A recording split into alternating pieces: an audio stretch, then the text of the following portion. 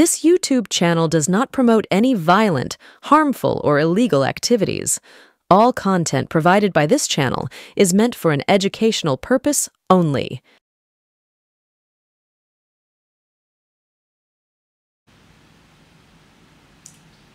নমস্কার, আমি আপনাদের প্রবীর বিশ্বাস। সকলকে সুপ্রভাত জানিয়ে শুরু করছি আজকের থার্ড আই।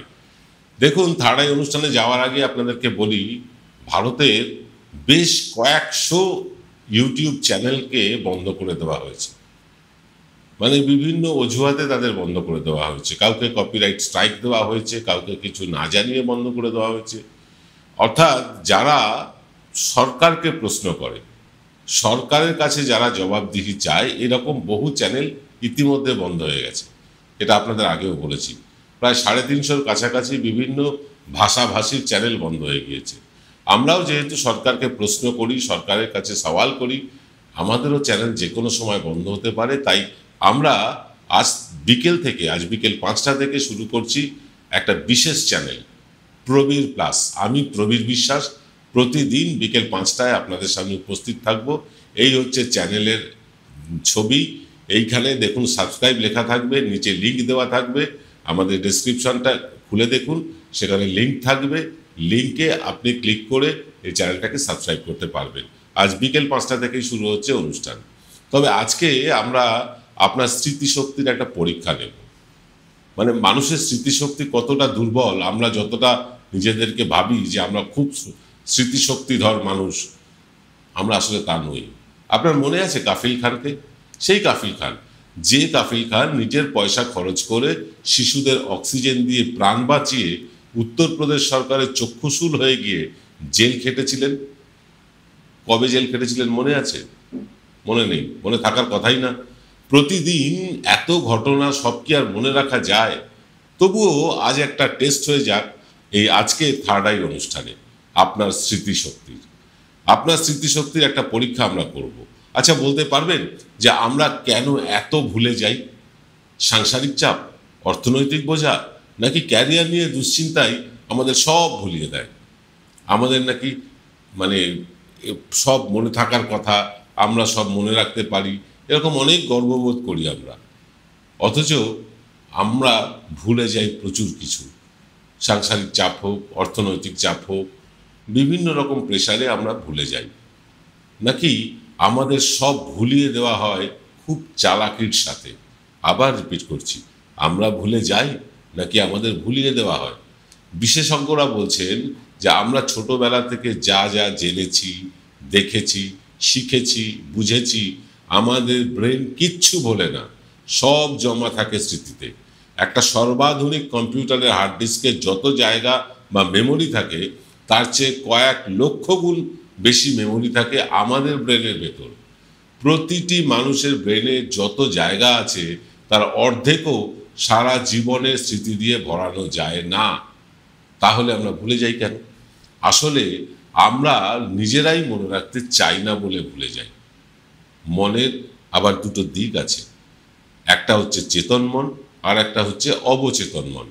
যেসব ঘটনা আমরা চটপট মনে করতে পারি তা জমা হয়ে থাকে আমাদের চেতন মনে, আর যেগুলো ঠিকঠাক মনে করতে পারি না, কষ্ট করে মনে করতে হয়, সেগুলো জমা থাকে আমাদের অবচেতন মনে। তার মানে শুধু কি টাটকা ঘটনাই চেতন মনে থাকে, পুরনো ঘটনা চলে যায় অবচেতন মনে? না, তা ঠিক নয়। যেমন ধরুন, আপনি গত বুধবার দুপুরে কি দিয়ে ভাত খেয়েছিলেন বা লাঞ্চ করেছিলেন, সেটা মনে করে দেখুন, আপনি মনে করতে পারবেন না। কিন্তু 10 বছর আগে, 15 বছর আগে, তারও আগের কোনো ঘটনার পুঙ্খ অনুপুঙ্খ আপনার মনে আছে পরিষ্কারভাবে। কেন এমন হয়? বিশেষজ্ঞরা বলছেন আমরা যা মনে রাখতে চাই তা মনে রাখতে পারি, তবে বয়স বাড়লে স্মৃতি কিছুটা বিদ্রোহ করে ঠিকই, তবে তার কারণ স্নায়বিক, ব্রেনের কোনো দোষ নেই এতে।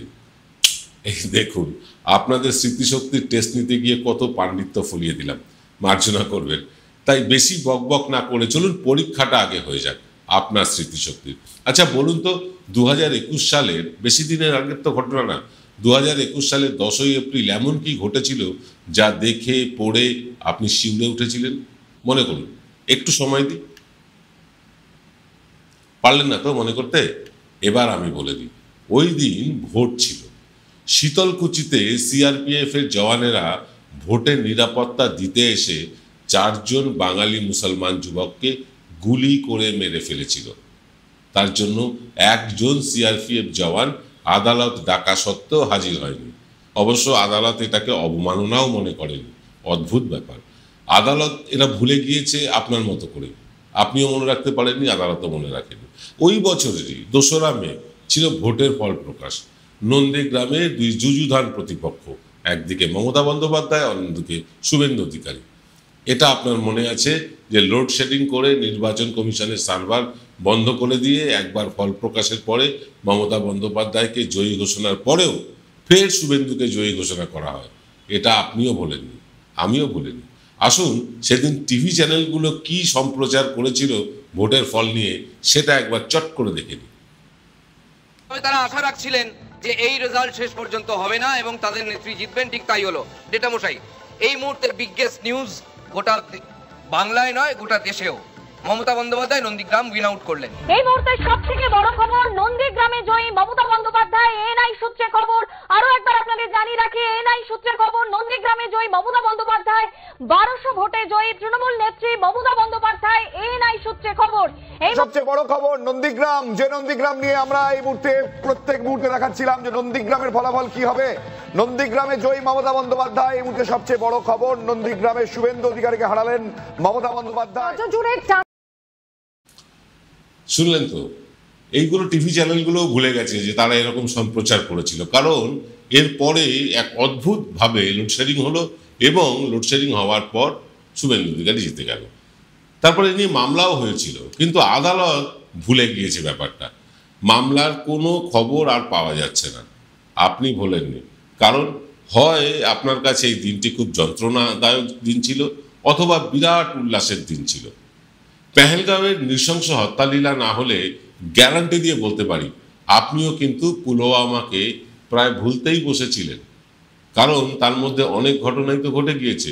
রাম মন্দির উদ্বোধন হয়েছে, নতুন সংসদ ভবন উদ্বোধনের সরাসরি সম্প্রচার দেখেছেন, ইন্ডিয়া জোট গঠন হতে দেখেছেন, সেখান থেকে ডিগবাজি খেয়ে নীতিশ কুমারকে সোজা নরেন্দ্র মোদীর পায়ে গিয়ে পড়তে দেখেছেন, সন্দেশখালীর মুখ ঢাকা মহিলাদের হাড় হিম করা আষাঢ়ে গালগপ্প শুনেছেন, অনুব্রত মণ্ডল জামিন পেয়ে বেরিয়ে এসেছেন, বাংলাদেশে শেখ হাসিনার পায়খানার প্যান চুরি করা দেখেছেন, রাত দখলের নামে রগরগে ভিডিও দেখেছেন, তোলাবাজি দেখেছেন ডাক্তারদের, জুনিয়র ডাক্তারদের, 26,000 চাকরি বাতিল হওয়া দেখেছেন, আর হালফিলে পেহেলগাঁওয়ের ঘটনা দেখছেন।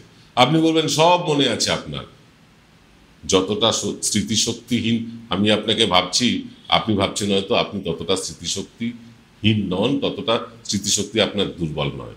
কিন্তু পিকচার আমি বাকি হয় মেরে দোস্ত। ফিরছি একটা বিরতির পর। Found Kolkata's first ever sweet shop serving so unique items like Dab Malai Curry, Motichur Truffle, Gajor Borfi, Dab Kalakand, and I had to try them. শুধু তাই নয়, শক্তিগড়ের ল্যাংচা, বর্ধমানের সীতাভোগ, মালদার পোস্তকদম, বহরমপুরের ছানা বড়া, এগুলো সবকিছু খেতে হলে আর এত দূরে যেতে হবে না। সুন্দরিনী ন্যাচারালসে পেয়ে যাবে পশ্চিমবঙ্গের বিখ্যাত 10টা জেলার মিষ্টি all under the same roof. এদের বেস্ট সেলার্স কচি ডাবের শাঁস দিয়ে বানানো ডাব মালাইকারি আর কলা পাতায় মোড়া গুড়ের সন্দেশ পাতুরি আর মাস্ট ট্রাই।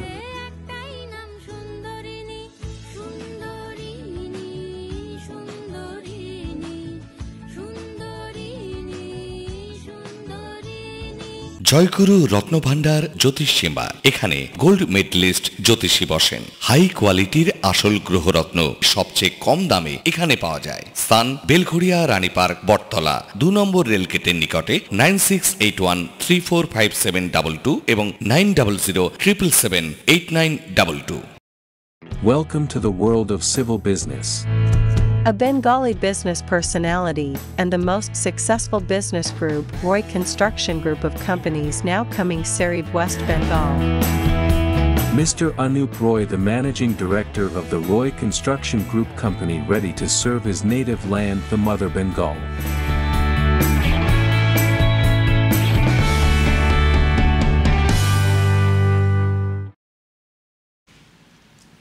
ফিল্ম বিরতির পর আপনারা দেখছেন এনকে ডিজিটালের প্রভাতী সম্প্রচার থার্ড আই। আজ থেকে আরও একটা সম্প্রচার দেখবেন নতুন চ্যানেলে প্রবীর প্লাস সেই চ্যানেলটিতে আপনারা দেখতে পাবেন প্রবচন, অর্থাৎ প্রতিদিন বিকেল 5টার সময় প্রবচন নিয়ে আমি প্রবীর বিশ্বাস হাজির হব নতুন চ্যানেলে। চ্যানেলের লিঙ্ক আমাদের ডেসক্রিপশনে দেওয়া থাকছে, সেখান থেকে চ্যানেলটি ওপেন করে আপনারা সাবস্ক্রাইব করে নিতে ভুলবেন না, কারণ যে কোনো দিন এনকে ডিজিটাল বন্ধ হয়ে যেতে পারে। যেভাবে মানে দমন পীড়ন নীতি চালাচ্ছে কেন্দ্রীয় সরকার, তাতে আমাদের চ্যানেলটাও যে কোনো দিন বন্ধ হতে পারে, তো ওই 350 চ্যানেলের মতন। তাই আমরা আগে থেকে নতুন একটা চ্যানেল তৈরি করে রাখলাম, যেদিন এটা বন্ধ হয়ে যাবে সেদিনকে আমাদের প্রবীর প্লাস নিয়মিত চলবে। যেমন আপনারা সকাল বিকেল দেখছেন তেমন অনুষ্ঠান দেখতে পাবেন, তাই আগেই সাবস্ক্রাইব করে রাখুন। দেখুন, এই যে সিএএ নিয়ে শাহিনবাগের আন্দোলনের কথা আপনার মনেই পড়ছিল না, যদি এখন আমি মনে না করিয়ে দিতাম। এই মুহূর্তে যদি আমি না বলতাম আপনি মনেই করতে পারতেন না কিভাবে মুসলিম মহিলারা দিনের পর দিন একরোখা আন্দোলন করে সরকারের ভিত নাড়িয়ে দিয়েছিলেন। এই প্রসঙ্গে আপনার নিশ্চয়ই মনে পড়ে গেল ওই সিংহু সীমান্তের কথা। সিংহু সীমান্তে কৃষি আইনের বিরুদ্ধে কৃষকদের প্রাণ বাজি রেখে আন্দোলনের কথা নিশ্চয়ই মনে পড়েছে। কিন্তু শাহিনবাগ হোক বা সিংহু বর্ডারে আন্দোলনের সময় বিজেপি নেতাদের কুকথার ফুলঝুড়িগুলো আপনি এখন চেষ্টা করেও মনে করতে পারবেন না, পারছেন না, পারার কথাও নয়।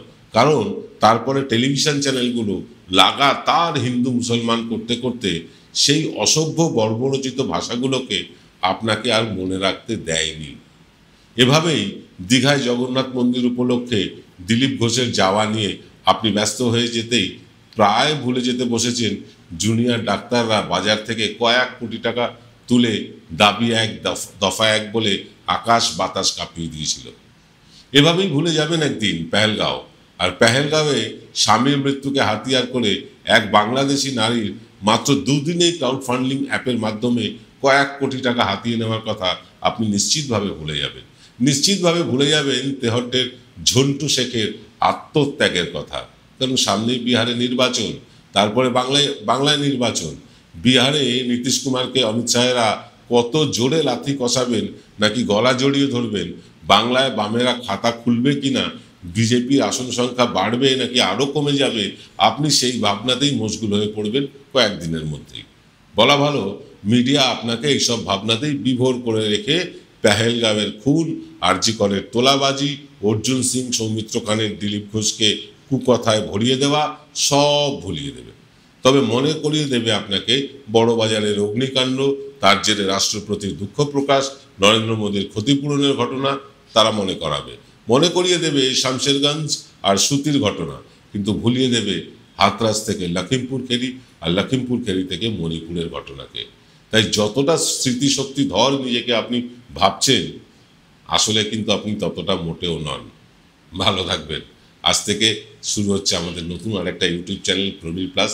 বারবার বলছি, বিকেল 5টায় তার প্রথম সম্প্রচার, এটা অন্তত দেখতে ভুলবেন না। চ্যানেলটা খুঁজতে হবে না, এই ভিডিও ডেসক্রিপশনে গেলে লিঙ্ক পেয়ে যাবেন, সেটা টাচ করলেই দেখতে পাবেন। সাবস্ক্রাইব করে পাশে থাকবেন, এখন যেভাবে আছেন সেভাবেই থাকবেন আশা করি। নমস্কার।